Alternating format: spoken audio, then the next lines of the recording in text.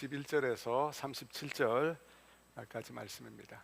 좀 긴 말씀인데 우리가 마음을 모아서 함께 읽도록 하겠습니다. 다 같이 한 목소리 있습니다.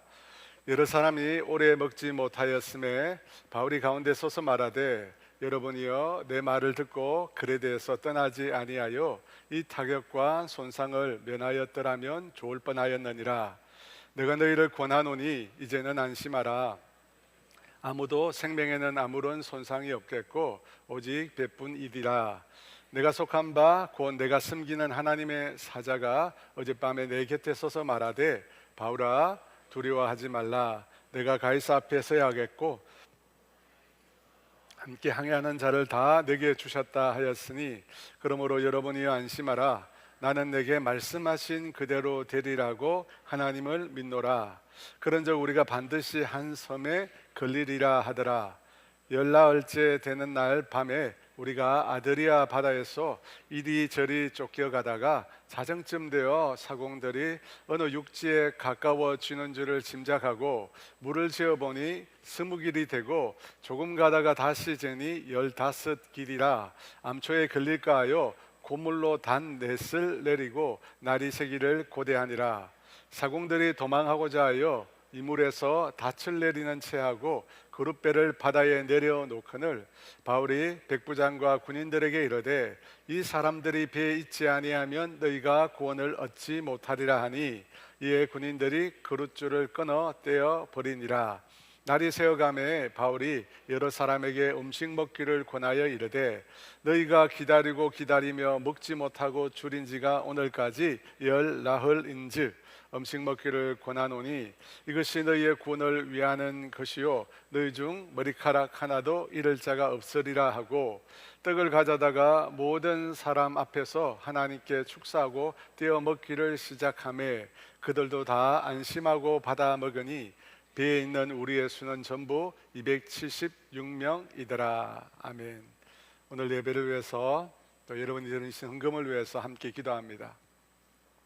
하나님 아버지, 오늘도 우리를 이곳으로 인도해 주시고 예배의 자리에서 하나님을 향하여 예배할 수 있도록 하나님이 인도해 주셔서 감사합니다. 하나님, 예배하는 우리의 마음을 주님이 살펴주시기를 원합니다. 혹여나 하나님 우리의 마음에 무거운 짐이 있거나 걱정, 불안, 근심, 두려움이 있다면 주님 이 시간 찾아와 주셔서 우리의 마음을 잠잠케 하여 주시기를 원합니다. 우리의 심령이 이 시간 모든 것을 주님 앞에 내려놓고 오직 하나님을 예배할 수 있도록, 존귀하신 주님께만 우리가 온전히 영광을 돌릴 수 있도록 하나님 우리를 붙들어 주시기를 원합니다. 성령 하나님, 우리 가운데 충만히 임재하여 주시고 우리가 주의 말씀을 듣고 기도하고 찬양할 때 하나님 아버지 성령께서 친히 우리의 심령 가운데 임하여 주시기를 원합니다. 성령님이 충만한 예배를 드리게 하시고 성령님께서 친히 우리에게 말씀하여 주셔서 말씀을 들을 때 그 말씀이 영이요 생명되고 우리의 삶을 지탱하는 굳건한 반석될 수 있도록 성령 하나님 역사하여 주시옵소서. 주님, 이 시간 우리가 물질로 하나님 앞에 경배를 올려드립니다. 주님이 주신 것이지만 정말 우리에게서 피같이 소중하고 귀한 것입니다. 그러나 하나님, 주님이 우리 자신보다 더 귀하기에 아낌없이 주님 앞에 이 모든 것 드리고자 합니다. 하나님, 드려진 이 물질이 하나님 아버지 주님을 위하여, 복음을 위하여 생명을 살리는 일에 귀하게 사용되게 하여 주시옵소서. 하나도 남김없이 귀한 축복이 될 수 있도록 주님 은혜를 베풀어 주시옵소서. 이를 위하여 늘 수고하고 땀 흘리는 우리 성도들을 주님 축복하여 주셔서 이 땅에서 우리 모두가 하나님의 축복의 통로로 다 되어지기를 소원합니다. 감사하며 예수님의 이름으로 기도합니다. 아멘. 성경 인물 시리즈를 계속해 왔는데요, 오늘은 마지막 시간입니다. 사도 바울에 관한 이 설교를 함으로 마지막 인물 설교를 마치려고 합니다. 바울 사도는 세 차례에 걸쳐서 선교 여행을 했습니다. 첫 번째 선교 여행은 AD 46년 시리아 안디옥 교회에서 출발을 했습니다. 시리아 안디옥 교회는 이스라엘 밖에 세워진 최초의 이방인 중심 교회였습니다. 그 교회가 금식하고 기도하는 중에 성령 하나님께서 바울과 바나바를 따로 세우라 그렇게 말씀하셨습니다. 바울은 이 강력한 성령님의 부르심에 순종해서 바나바와 함께 이방인 선교의 길로 들어서게 된 것입니다. 그때가 바울이 다메섹에서 회심한 이후 약 10년이 지난 시점이었습니다. 10년의 훈련을 거쳐서 드디어 바울은 하나님께서 그에게 주신 사명을 따라 본격적인 이방인 선교를 시작하게 됩니다. 바울의 첫 번째 선교 지역은 구브로, 지금의 사이프러스 섬입니다. 그리고 소아시아 지역, 곧 지금의 튀르키예를 다니며 복음을 전했습니다. 여기서 말하는 소아시아는 오늘날의 아시아 대륙을 말하는 것이 아니라 로마 시대 때부터 이 지역을 작은 아시아라고 불렀기 때문에 소아시아라고 합니다. 약 2년간 1차 선교를 했습니다. 그리고 마치고 돌아온 이후 바울은 AD 49년에 두 번째 선교 여행을 떠납니다. 두 번째 목적은 처음에 복음을 전하여 세운 교회들과 믿음의 형제들을 방문하여 다시 그들을 격려하고 견고히 세우기 위함이었습니다. 그런데 이 두 번째 여정에서 성령께서는 바울의 길을 가로막으시고 소아시아가 아닌 유럽으로 그의 발걸음을 옮기게 하셨습니다. 여러분, 이것이 바로 두 번째 선교임의 동시에 유럽 선교의 시작입니다. 바울은 빌립보를 시작으로 데살로니가, 베레아, 아테네를 거쳐서 고린도에 이르게 됩니다. 고린도에서 1년 6개월이라는 긴 시간을 머물며 복음을 전하고 교회를 세우는 사역을 합니다. 3년간 그렇게 2차 선교를 마친 이후 바울은 AD 53년에 세 번째 선교 여행을 떠납니다. 이때는 총 4년의 사역 기간 중 3년을 에베소라는 곳에서 보내게 됩니다. 에베소를 중심으로 장기간 머물면서 우리가 너무나 잘 아는 고린도전서, 고린도후서, 로마서를 기록하게 됩니다. 그리고 이후 바울은 예루살렘으로 올라가기를 결심합니다. 소아시아를 떠나 예루살렘으로 향하던 중 바울은 팔레스타인 지역인 두로에 도착합니다.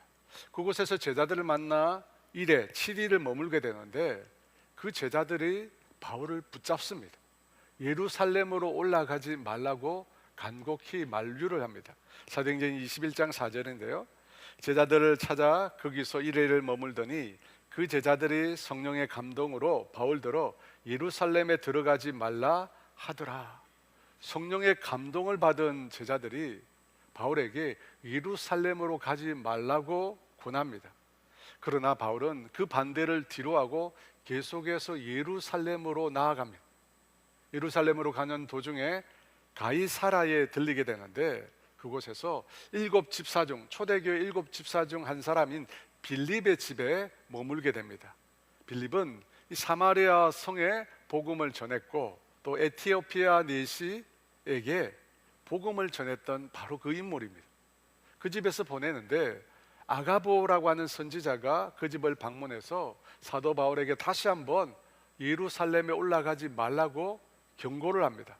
사도행전 21장 11, 12절에 우리에게 와서 바울의 띠를 가져다가 자기 수족을 잡아매고 말하기를 성령이 말씀하시되 예루살렘에서 유대인들이 이같이 이 띠 임자를 결박하여 이방인의 손에 넘겨주리라 하거늘 우리가 그 말을 듣고 그곳 사람들과 더불어 바울에게 예루살렘으로 올라가지 말라 권하니 아가보와 다른 제자들이 바울의 예루살렘 행을 가로막습니다. 그럼에도 불구하고 바울은 예루살렘으로 올라가는 것을 멈추지 않습니다. 여러분, 왜 그럴까요? 왜 그는 예루살렘으로 올라가려고 한 것입니까?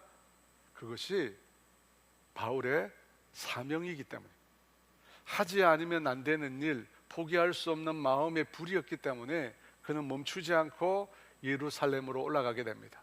사도행전 20장 23절과 24절은 사도 바울이 가진 사명을 이렇게 얘기합니다. 우리 같이 있습니다.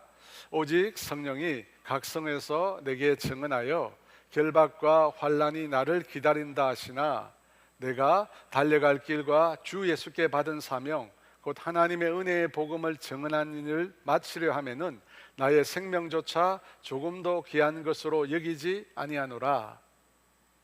성령 하나님께서는 바울에게 가지 말라고 말씀하시지 않으셨습니다. 다만 예루살렘에 가면 환난과 결박이 기다리고 있다고 미리 알려주셨을 뿐입니다. 사실 가지 말라고 한 것은 성령님의 계시를 들은 사람들이 내린 인간적인 판단이었습니다. 인간적으로 생각하면 고난과 환난이 기다리고 있는데 누가 그것을 반길 수 있겠습니까? 우리라도 저라도 아마 그 길을 막았을 것입니다. 그러나 여러분, 사도 바울에게는 분명한 신앙의 전제가 있었습니다. 어떤 전제입니까? 하나님의 나라에 들어가려면 많은 환난을 겪어야 한다는 것입니다. 많은 환난을 겪어야 한다는 거예요. 하지만 그 환난은 장차 나타나게 될 영광과 비교할 수 없다는 것입니다. 장차 사도 바울에게 주어질 영광과 비교할 수 없다는 것입니다. 그것을 믿기에 바울은 환난과 결박이 기다리지만 그 길을 선택해서 나아간 것입니다. 그렇게 해서 올라간 예루살렘에서 어떤 일이 일어나게 됩니까? 정말 성령님께서 예언한 대로 바울이 성전에 올라갔다가 유대인들에게 붙잡힙니다. 그리고 그들에게 폭행을 당하기 시작합니다. 그런데 그때 마침 출동한 로마 군인들 덕분에 목숨을 건질 수 있었습니다. 그때부터 바울은 유대 지도자들의 고발로 인하여 재판을 받게 됩니다. 사내들인 공회에서 증언하는 중에 또다시 생명의 위협을 받게 됩니다. 결국 바울은 유대인들의 위협을 피해 유대 총독의 관저가 있는 가이사랴라고 하는 곳으로 보내지게 됩니다. 그곳에서 총독 앞에서 다시금 재판이 열리는데 유대인들이 고소를 합니다. 하지만 그 고소의 내용은 로마 법으로는 아무런 죄로 저촉이 되지 않습니다. 그럼에도 유대인들은 바울을 살려둬서는 안 된다고 끈질기게 고발을 합니다. 예, 로마 시민인 바울은 자신의 사건을 로마 황제 가이사에게 상소합니다. 당시 법에 따르면 로마 시민은 누구든지 자신의 사건을 황제 앞에서 재판받을 수 있는 권리가 있었습니다. 여러분, 이것이 로마 시민의 특권이었습니다. 그렇게 해서 바울의 로마행이 결정됩니다. 비록 죄수의 몸이었지만 하나님이 계획하신 대로 바울은 로마를 향해 가게 되었습니다. 로마를 향해 떠나는데 때는 겨울이 시작되는 시점이어서 배로 항해하기가 매우 어려운 계절이었습니다. 바울은 항해에 큰 어려움이 있을 것이라고 예견 했지만 죄수의 호송을 담당했던 백부장은 바울의 말을 듣지 않습니다. 대신 선장과 선주의 말을 따라 배를 출항시키게 됩니다. 배가 출항해서 출발하는데 처음에는 아무런 문제가 없는 것 같았습니다. 남풍이 불어왔기 때문입니다. 그런데 곧이어서 그 유명한 유라굴로라고 하는 태풍이 밀려 닥칩니다. 이탈리아 반도와 이 그리스 알바니아 등을 잇는 이 발칸 반도 사이에 좁은 해역을 아드리아 해라고 합니다. 이 바다의 겨울에는 북방부에서 불어오는 이 북동풍이 이탈리아와 알렉스 산맥의 난기류와 만나게 되면서 갑작스럽게 돌풍을 자주 일으키게 되었습니다. 그 돌풍의 이름이 바로 유라굴로라는 돌풍입니다. 동풍이라는 유로스와 북동풍을 뜻하는 아킬로라는 단어가 합쳐진 단어입니다. 여러분, 이 돌풍 때문에 겨울에 아드리의 바다를 항해한다는 것은 매우 어려운 일입니다. 그래서 바울이 경고했지만 그 말을 무시한 채 항해가 강행된 것입니다. 유라굴로를 만난 이 죄수선은 14일 동안 바다 위를 정처 없이 떠다니게 됩니다. 그 배에 있던 사람은 숫자는 총 276명이었습니다. 여러분, 당시로는 상당히 규모가 큰 배였습니다. 276명이 살았으니까요. 그럼에도 광풍이 얼마나 거셌는지 배는 도무지 그 바람을 견딜 수가 없었습니다.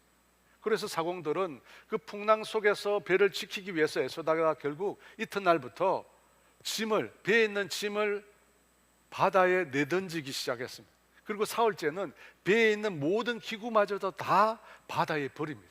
그럼에도 상황은 조금 더 호전될 기미가 보이지 않습니다. 그러자 사람들은 저마다 절망에 빠져들기 시작했습니다. 사도행전 27장 20절은 그때 그 상황을 이렇게 기록하고 있습니다. 같이 있습니다. 여러 날 동안 해도 별도 보이지 아니하고 큰 풍랑이 그대로 있음에 구원의 여망이 마저 없어졌더라. 큰 풍랑이 그대로 있음에. 여러분, 장마철에 몇 시간도 아니고 단 몇십 분만 이 검은 구름에 해가 가려 보이지 않는 캄캄한 가운데 폭우가 쏟아지면 우리 마음에도 두려운 마음이 듭니다. 또 태풍이 유리창이 휘어질 정도로 몰아치면 걱정이 생깁니다. 근데 여러분, 열흘이 넘도록 낮과 밤이 구별되지 않는 흑암 속에서 풍랑이 배를 사정없이 흔든다면 여러분 그때 어떻겠습니까? 금방이라도 배가 뒤집어질 것처럼 요동친다면 여러분 어떻겠습니까? 사람마다 이 절망을 체감하는 시간과 방법은 다를 것입니다. 어떤 사람은 본문에 나온 것처럼 지진과 태풍 같은 재해에 큰 고통을 느끼지만, 또 어떤 분들은 삶의 문제로, 자신의 삶에 일어난 문제 때문에 절망을 토로하기도 합니다. 제가 기억하는 이 절망의 시간은 이 IMF 외환 위기였습니다. 여러분 기억하실지 모르겠지만 저는 그때 TV를 켜기가 두려웠습니다. 왜냐하면 TV를 켜면 TV에서 어떤 얘기를 많이 했냐면 사람들이 죽었다는 소식이 계속 들려왔기 때문에. 그때 그 당시에 얼마나 많은 사람이 여러분 죽었는지 모릅니다. 그런 사람들이 죽어간다, 자살한다는 내용이 끊임없이 방송되는 그런 적이 있었는지 모르겠습니다. 통계를 보면 1995년에 비해 98년에 인구 10만 명당 자살자 수가 7.6명이 급증했습니다. 이 10만 명당 7.6명이 급증을 했는데 당시 우리나라 전체 인구가 4,700만 정도였으니까 여러분 도대체 얼마나 많은 사람들이 그때 목숨을 잃은 것일까요? 이 늘어난 숫자만 7.6명이거든요. 하루아침에 평생 직장이라고 믿었던 곳에서 쫓겨나고 평생 모은 재산으로 일군 회사가 파산하고 어느 날 갑자기 배우자가 소식도 없이 사라지고, 여러분 그때 그런 일이 진짜 많았어요. 아내가 아이들을 버리고 집을 떠나버려요. 남편이 하루아침에 연락이 안 됩니다. 그때 정말 많은 사람들이 노숙자로 전락을 했습니다. 여러분 그전에는 우리나라에 노숙자라는 단어가 없었습니다. IMF로 급격한 구조조정으로 실직 상태가 되고 금리 인상으로 부도를 맞은 사람들이 집을 잃고 거리로 내몰리면서 노숙자란 말이 처음 생겨났습니다. 저는 그 말이 정말 절망이 만들어낸 단어라고 생각하는데요, 그때 그 당시는 정말 오늘 본문에 나오는 것처럼 절망의 바다였습니다. 절망의 바다였어요. 최근에 또 우리가 많은 사람이 절망을 느꼈던 순간은 아마 코로나19 때일 것입니다. 코로나 포비아, 여러분 기억하시죠? 언제 어디서 감염될지 모른다는 것입니다. 그때 여러분 두려움이 우리를 지배했어요. 그때는 여러분 걸리면 끝이었어요. 시신이 하도 많아가지고 처리할 수 없어요. 아무 때나 방치했어요. 게다가 이 코로나에 걸린 사람에 대한 혐오가 극에 달했어요. 극에 달했어요. 위례에서 교회를 개척했던 후배가 있었는데 그 교회에 코로나 확진자가 다녀갔다는 소식이 매체를 타고 보도가 되었어요. 코로나 초기였어요. 수요 저녁 예배에 다녀간 거예요. 여러분 그때부터 제 후배 목사가 계속해서 자기 핸드폰으로 전화가 오는데 생전 듣지도 못한 험악한 욕설을 24시간 매일같이 들어야 했다고 했습니다. 나중에는 공황이 오더래요. 한 일주일 들으니까 공황이 오더래요. 도대체 뭘 잘못했길래 그런 욕을 먹어야 했는지 지나와서 생각해 보니까 지금은 아무것도 아니잖아요. 근데 그때는 정말 모든 사람들이 두려워하고 불안했습니다. 근데 여러분 만약 그때 우리가 코로나가 끝나는 시점을 알 수 있었다면, 몇 년 몇 월에 코로나가 종식된다라고 하는 사실을 우리가 알았다면 그때 그 당시 그렇게 힘들지는 않았을 것입니다. 근데 문제가 뭐예요? 언제 끝날지 알지 못했기 때문에, 지금 어디로 가는지, 얼마나 더 가야 하는지, 어떻게 되는지 알 수 없었다는 것입니다. 여러분 그때 우리가 느꼈던 그 막막함, 절망감이 바로 사도행전 27장 20절에 나오는 절망입니다. 해도 별도 보이지 않고 여러분, 예전에는 나침반이 없었습니다. 오늘 성경에 나오는 이 시대는 하늘의 별을 보고 배의 방향을 잡았어요. 근데 해도 별도 보이지 않으니까 배의 방향을 잡을 수 없는 거예요. 내가 탄 배가 지금 어디로 떠다니고 있는지 도무지 알 수가 없었던 것입니다. 그러다가 모래톱이나 암초에 걸리면 바다 가운데 꼼짝없이 죽게 되는 것입니다. 사랑하는 여러분, 사람은 방향을 잃어버릴 때 위기를 겪습니다. 내가 지금 어느 방향으로 가고 있는지, 또 어떤 방향으로 내가 지금 앞으로 나아가야 되는지 알지 못할 때 사람들은 답답함을 느끼는 거예요. 도대체 내가 지금 어떻게 해야 되는지 모르겠다는 것입니다. 여러분, 그럴 때 우리는 어떻게 해야 됩니까?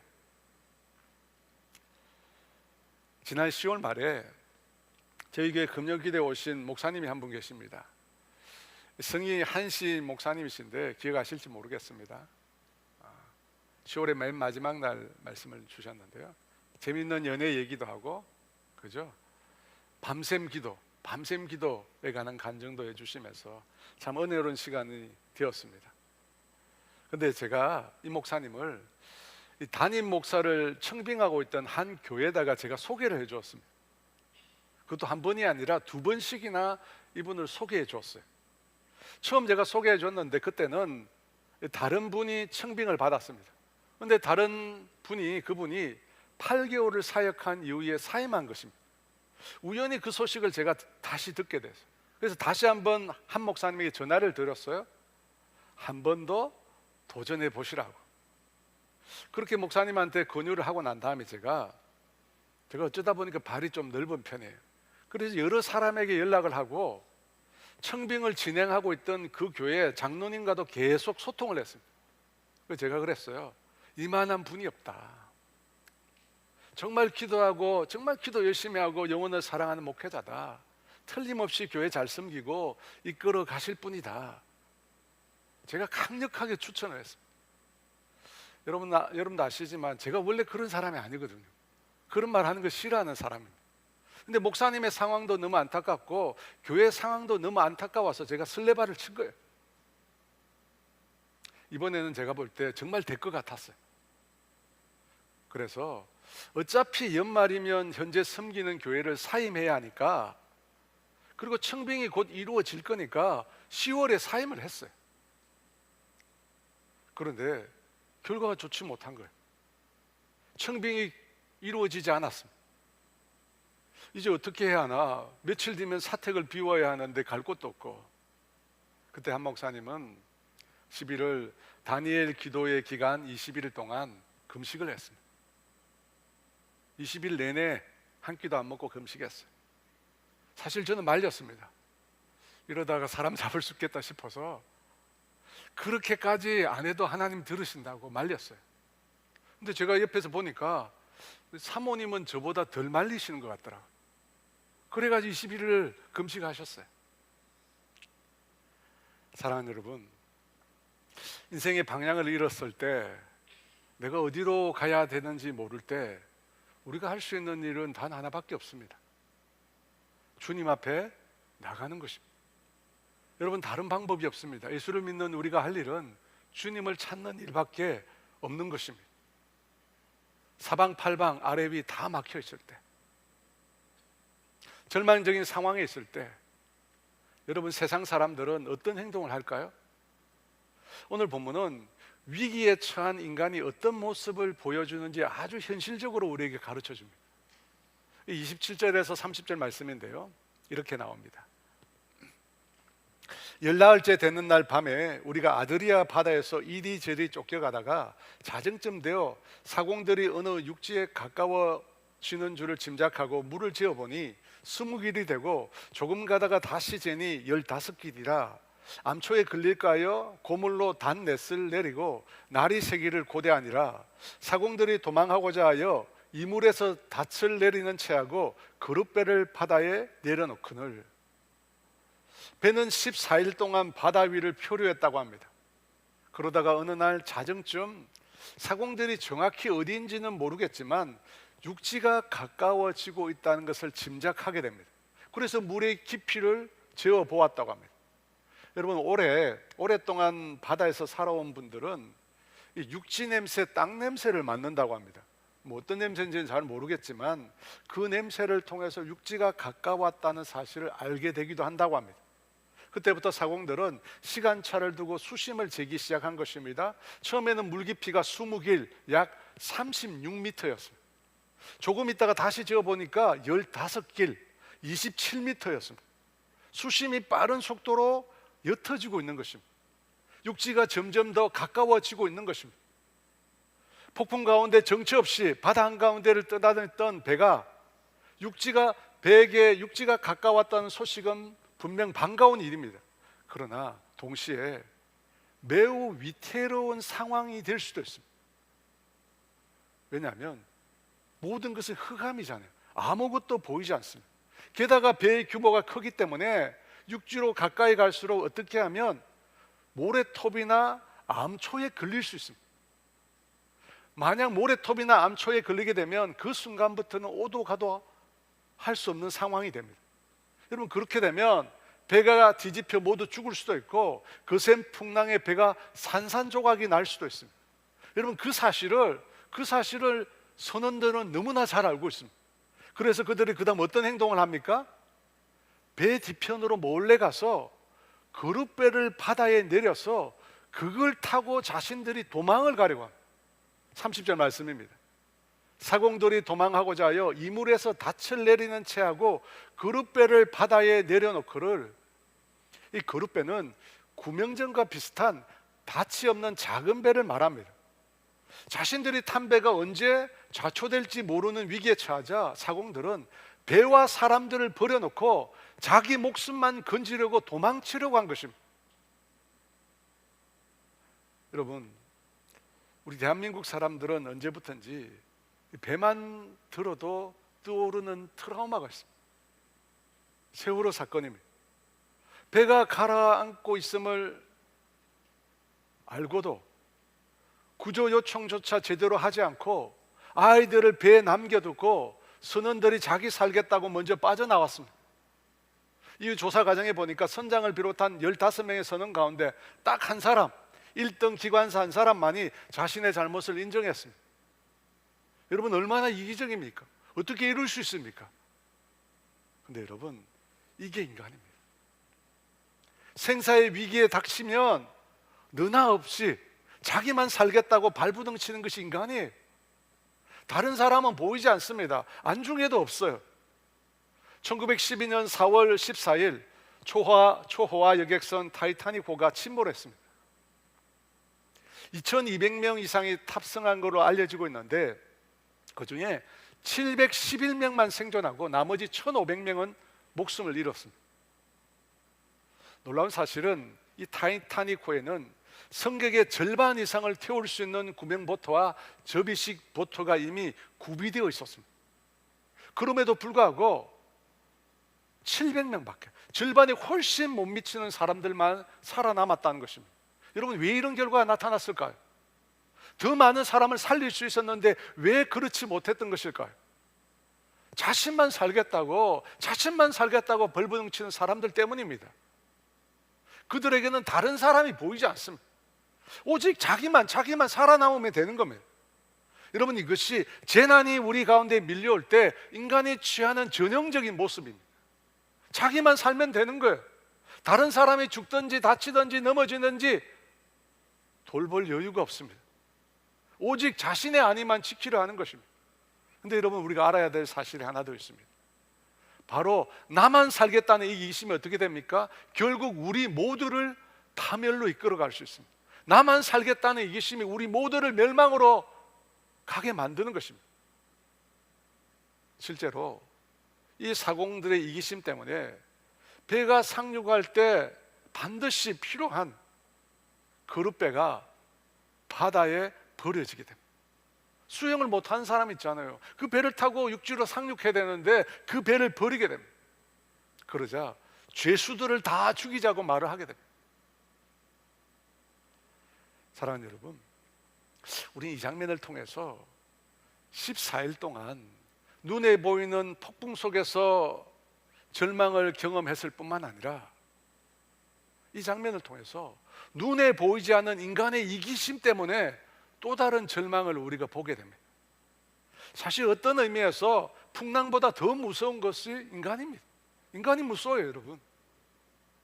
어떻게 14일 동안 생과 사를 함께 했는데, 죽음의 고비를 수없이 많이 함께 넘었는데 어떻게 자기들만 살겠다고 도망갈 수 있습니까?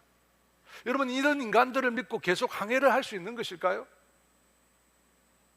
배 위에 있었던 대부분의 사람들은 14일 동안 그 거센 풍랑보다도 이 사공들의 이기적인 행동 속에서 더 큰 배신감, 더 큰 절망감을 느꼈을 것입니다. 그런 이 선원들의 이기적인 행동에 실망한 사람들 앞에 한 사람이 나서게 됩니다. 한 사람이 나서서 사람들을 위로하고 격려하기 시작합니다. 33절에 36절입니다. 같이 있습니다. 날이 새어가매 바울이 여러 사람에게 음식 먹기를 권하여 이르되 너희가 기다리고 기다리며 먹지 못하고 줄인 지가 오늘까지 10나흘인즉 음식 먹기를 권하노니 이것이 너희의 구원을 위하는 것이요 너희 중 머리카락 하나도 잃을 자가 없으리라 하고 떡을 가져다가 모든 사람 앞에서 하나님께 축사하고 떼어 먹기를 시작하며 그들도 다 안심하고 받아 먹으니, 바울을 통해 사람들이 용기를 얻고 떡을 먹기 시작했다고 성경이 전합니다. 여기서 안심했다는 말은 용기를 얻었다는 뜻입니다. 그렇다면 여러분, 사람들이 어떻게 해서 다시 용기를 얻게 되었을까요? 그렇게 된 것은 바울이 그들을 위로했기 때문에. 위로했어요.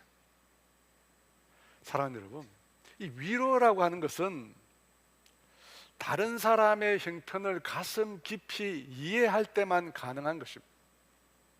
다른 사람의 형편을 가슴 깊이 이해할 때 그때 위로할 수 있다는 것입니다. 그래서 위로는 동일한 아픔을 겪었던 사람들이 할 수 있다고 말합니다.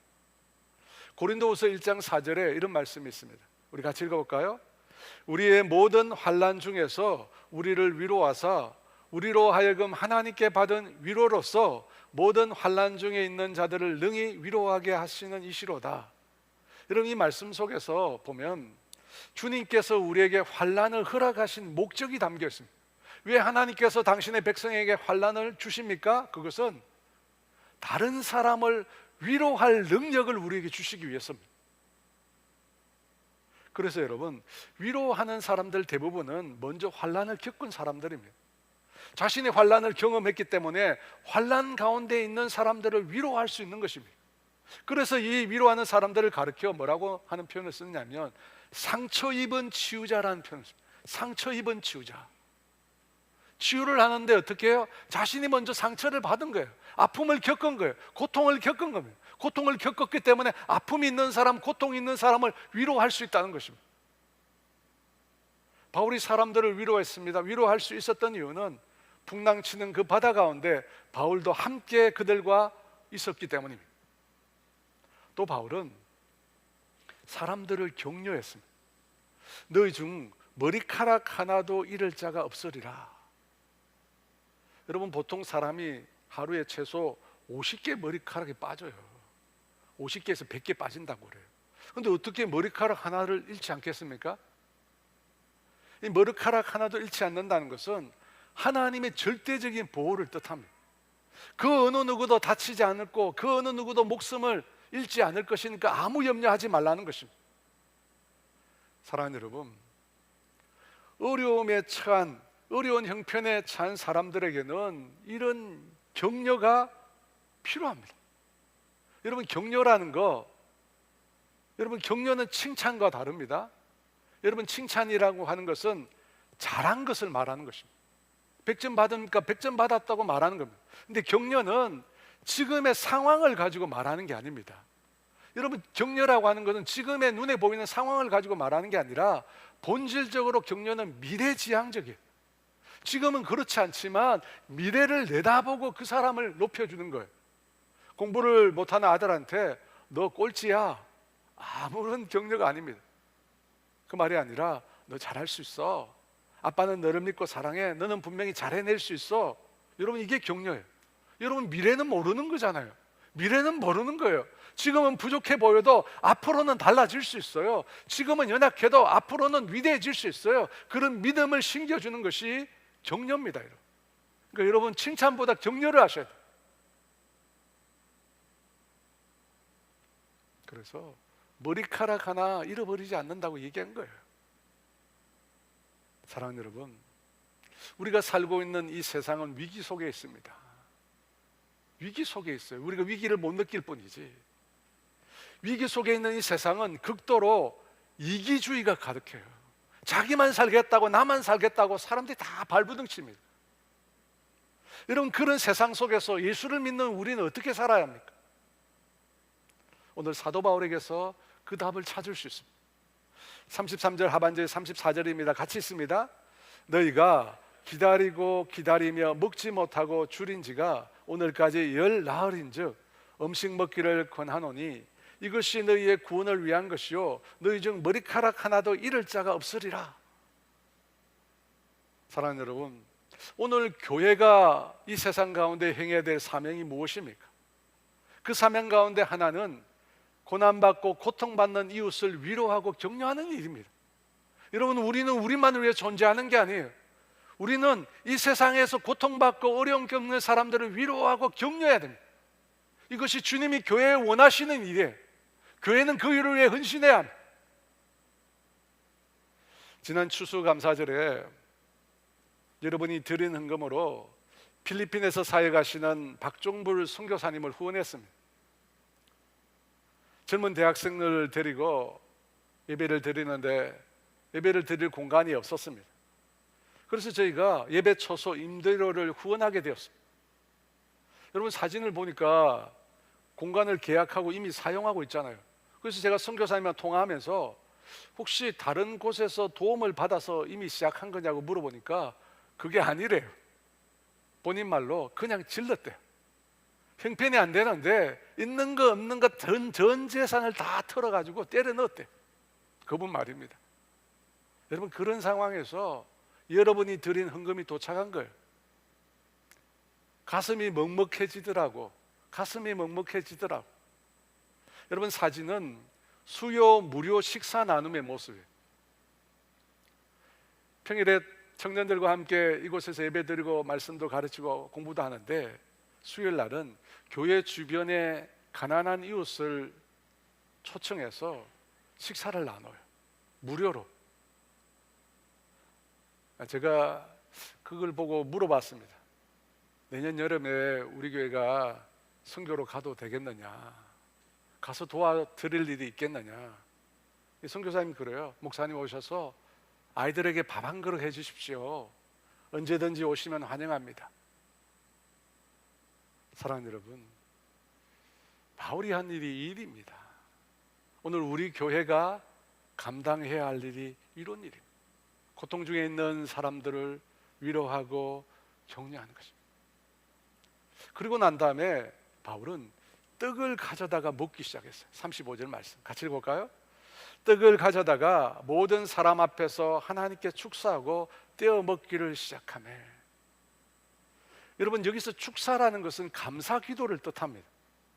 근데 여러분, 가만히 생각해 보면 참 어이가 없는 행동입니다. 여러분, 지금이 과연 감사할 수 있는 상황입니까? 14일 동안 암흑과 폭풍 속에서 죽음의 공포를 겪었습니다.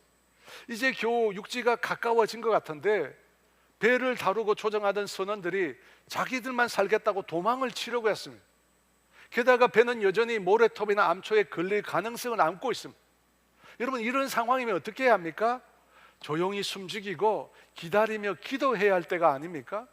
근데 사도 바울은 떡을 떼어서 먹습니다. 여러분, 이런 때 음식이 넘어가요? 떡을 떼어 먹어요. 그런데 말씀을 준비하면서 저는 질문을 하게 되었습니다. 바울이 어떻게 생사가 위태로운 이 순간에 사람들을 위로하고 격려할 수 있었을까? 더 나아가 어떻게 이런 상황인데 감사할 수 있었을까? 도대체 무엇이 그를 이토록 담대하게 만들었을까? 여러분, 그 질문에 대한 답이 22절에서 25절에 나옵니다. 우리 같이 읽습니다. 내가 너희를 권하노니 이제는 안심하라. 너희 중 아무도 생명에는 아무런 손상이 없겠고 오직 배뿐이라. 내가 속한 바 곧 내가 섬기는 하나님의 사자가 어제 밤에 내 곁에 서서 말하되 바울아 두려워하지 말라. 내가 가이사 앞에 서야 하겠고 또 하나님께서 너와 함께 항해하는 자를 다 내게 주셨다 하였으니 그러므로 여러분이여 안심하라. 나는 내게 말씀하신 그대로 되리라고 하나님을 믿노라. 사도 바울이 어떻게 사람들을 위로하고 격려할 수 있었습니까? 어떻게 절망 속에서도 그렇게 감사할 수 있었습니까? 바울에게 하나님의 말씀이 있었습니다. 하나님의 약속의 말씀이 있었습니다. 바울아 두려워하지 말라. 내가 가이사 앞에 서야 하겠고 하나님께서 너와 함께 항해하는 자를 다 내게 주셨다. 바울에게는 하나님의 구원에 관한 하나님의 약속의 말씀이 있었습니다. 그래서 여러분 흔들리지 않은 겁니다. 하나님의 말씀이 그의 힘이었고 그의 능력이었습니다. 사랑하는 여러분, 예수를 믿는 우리가 이 세상을 살아가면서 우리 앞에 놓여 있는 인생에 대해서 갖는 확신은 하나님의 말씀으로부터 나오는 겁니다. 여러분은 우리가 세상 사람과 다른 게 뭐가 있습니까? 다른 거 있습니다. 여러분은 우리에게는 하나님의 말씀이 있습니다. 절망 중에도 우리가 요동하지 않는 것은 우리에게 하나님 자신과 그분의 말씀이 있기 때문입니다. 시편 119편 105절은 이렇게 말합니다. 같이 있습니다. 주의 말씀은 내 발의 등이요 내 길의 빛이니이다. 여러분 이 구절은 지금 어떤 상황에서 나온 말씀입니까? 여러분 이 구절의 상황은 지금 흑암인 거예요. 아무것도 보이지 않는 흑암입니다. 그 흑암 가운데 주님의 말씀은 빛이 된다고 얘기합니다. 여러분 아무것도 보이지 않습니다. 어디로 가야 될지 보이지 않습니다. 그때 주님의 말씀은 내 발의 등이 됩니다. 사랑하는 여러분, 복음은 빛입니다.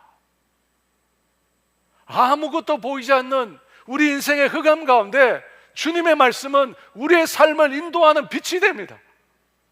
주님이 이걸 우리에게 주셨어요, 여러분. 사랑하는 여러분, 믿음의 사람이라고 상황을 무시하는 거 아닙니다. 믿음의 사람이라고 내 눈 감고 꽁처럼 그냥 모래에다 자기 얼굴 받고 나는 상황 몰라. 여러분 그게 믿음의 사람이 하는 행동 아닙니다. 여러분 믿음의 사람들도 상황을 똑똑히 보고 있습니다. 다만 그 상황이 내 삶의 결정권자가 되지 않도록 하는 것입니다. 그 상황 자체가 내 인생을 결정하지 못하게 만드는 것입니다. 우리 삶의 결정권자는 하나님이시고 그분의 말씀입니다. 여러분 믿으십니까? 하나님의 말씀이 우리 삶을 좌지우지해야 합니다. 좌지우지해야 합니다. 하나님의 말씀이 우리 인생을 좌지우지해야 합니다. 그 사람만이 유라굴라의 폭풍 속에도 흔들리지 않습니다. 요동하지 않는 것입니다. 사랑하는 여러분, 여러분에게 하나님의 말씀이 있으십니까? 내 삶을 끊임없이 몰아치는 이 유라굴로라고 하는 폭풍을 이겨낼 하나님의 말씀이 여러분에게 있으십니까? 만약 하나님의 말씀이 없다면 두 가지 이유 때문일 것입니다. 첫째는 하나님의 말씀이 아직 나에게 절실하지 않기 때문입니다. 풍랑 속에서 배를 운행하던 선장과 선주 그리고 백부장이 처음부터 사도 바울의 말을 들었습니까? 아닙니다. 처음에는 전혀 듣지 않았습니다. 바울의 말을 무시했습니다. 바울의 말이 필요 없다고 생각했습니다. 그런데 절체절명의 위기가 다가오자 자신들이 감당할 수 없는 상황이 다가오자 그제서야 말씀이 필요해진 거예요. 그제서야 말씀이 필요해진 거예요. 여러분 우리도 마찬가지. 삶이 벼랑 끝으로 내몰리기 전까지 많은 그리스도인들은 하나님의 말씀에 귀 기울이지 않습니다.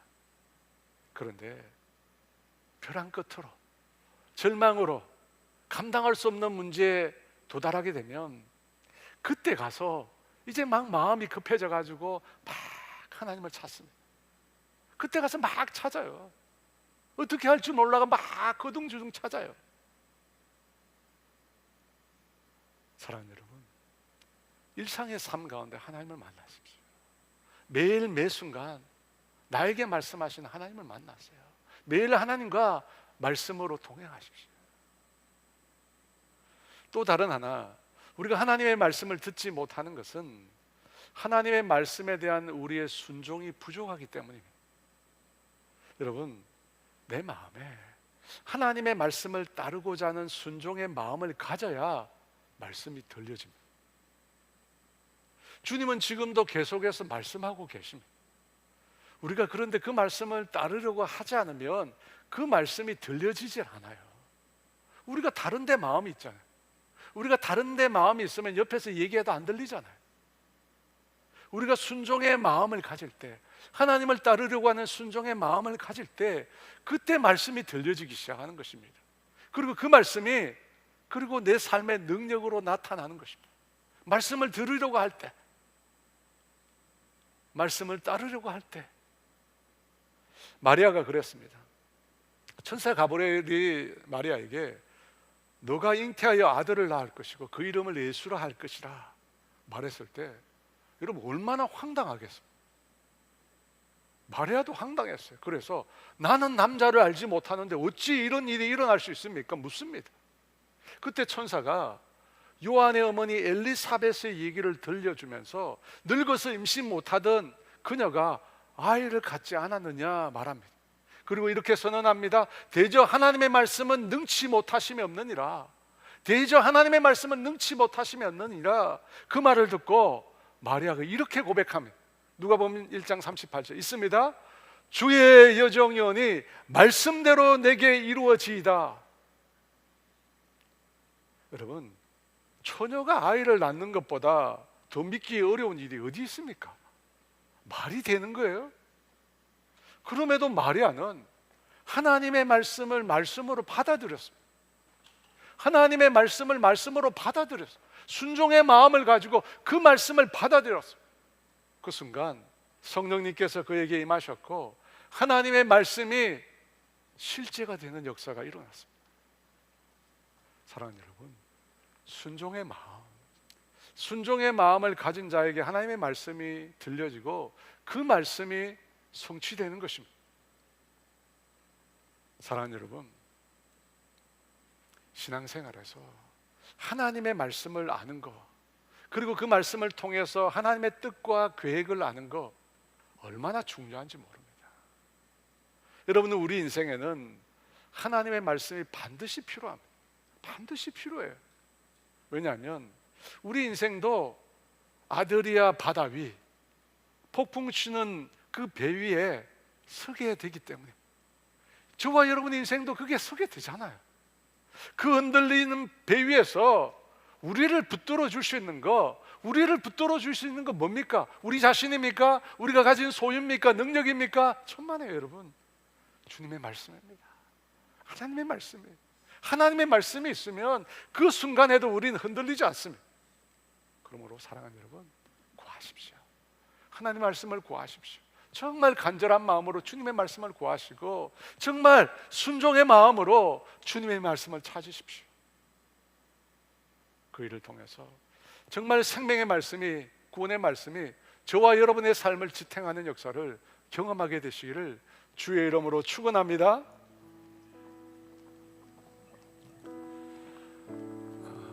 주님 다시 오실 때까지 사명에 관한 찬양인데요, 오늘 하나님께서 우리에게 주어주신 이 사명의 길을 가는데 우리에게 무엇이 필요할까? 유라굴로의 강풍 속에서 우리에게 무엇이 필요할까? 하나님 말씀입니다.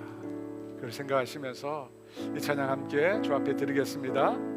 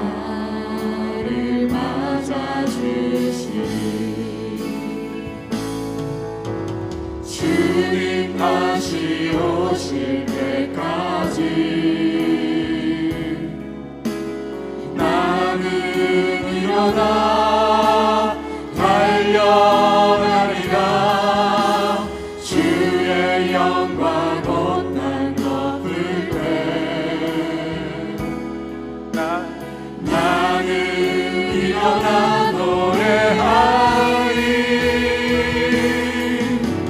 내 사모하는 주님 온 세상 구주시라. 내 사모하는 주님 영광의 왕이시라.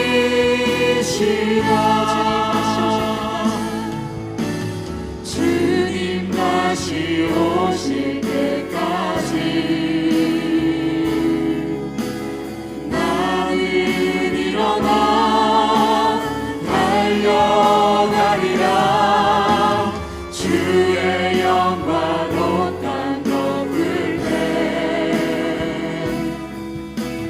나는 일어나 노래하리. 내 사모하는 주님 온 세상 구주시라. 내 사모하는 주님 영광의 왕이시라. 사랑하는 여러분, 우리가 살아가는 세상은 정말 폭풍치는 바다 한가운데와 같습니다. 여러분, 그곳에 있는 사람들이 다들 어떻게 삽니까? 살아남기 위해 발부둥치고, 다른 사람은 눈에 보이지 않아요. 여러분, 이 세상에 사는 사람들은 다른 사람 전혀 안중에 없습니다. 자기 하나 살아남기 위해서 발부둥을 쳐요. 그래서 이 세상은 온갖 이기심으로 가득해요. 여러분이 살아가고 있는 세상이 그거잖아요. 여러분, 그 속에서 예수를 믿는 우리는 어떻게 살아야 합니까? 우리도 그들처럼 나만 살겠다고 여러분, 우리가 그 속에 살아야 합니까? 주님은 우리를 그렇게 부르지 않으셨습니다. 주님은 그 세상 가운데 고난받고 어려움을 겪는 사람들을 위로하고 주님의 마음으로 격려하고 그들을 돕고 섬기는 자로 우리 모두를 부르셨습니다. 여러분, 그런 상황에서 우리가 어떻게 이 세상의 그 이기주의 흐름을 거슬러서 살아갈 수 있습니까? 여러분, 우리에게 무슨 능력이 있습니까? 우리에게 무슨 힘이 있습니까? 그래서 그 세상 가운데 살아가는 우리에게 주님이 말씀을 주신 거예요. 주님이 말씀을 주신 거예요. 인생의 방향을 알지 못하고 어디로 나아갈지 모르는 그 폭풍 속에서 고통받는 인생들에게 그들을 건져낼 수 있는 생명의 말씀, 구원의 말씀을 저와 여러분에게 주신 거예요. 여러분, 주의 말씀이 내 발의 등이요 내 길의 빛입니다.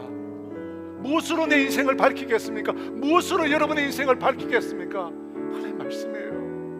말씀이 우리를 살게 합니다. 사람이 떡으로 사는 것이 아니요 하나님의 입에서 나오는 모든 말씀으로 사는 것이라 주님이 우리에게 말씀하신 겁니다. 여러분, 말씀이 있어야 돼요. 말씀이 있어야 됩니다. 여러분 인생을 지탱할 수 있는 말씀이 있어야 돼요. 말씀을 듣고 지키는 자는 그의 삶을 반석 위에 세운 자와 같다고 하셨습니다. 홍수가 나고 바람이 불어도 반석 위에 있는 집은 무너지지 않는다고 했습니다. 여러분, 우리에게 말씀이 있어야 돼요. 하나님의 살아있는 말씀이 있어야 돼요. 여러분, 그 말씀을 구하십시오. 이 절망의 바다 가운데, 이 이기심의 바다 가운데 나를 나답게 살아내게 하는, 신앙인답게 살아내게 하는 주의 말씀을 내게 달라고.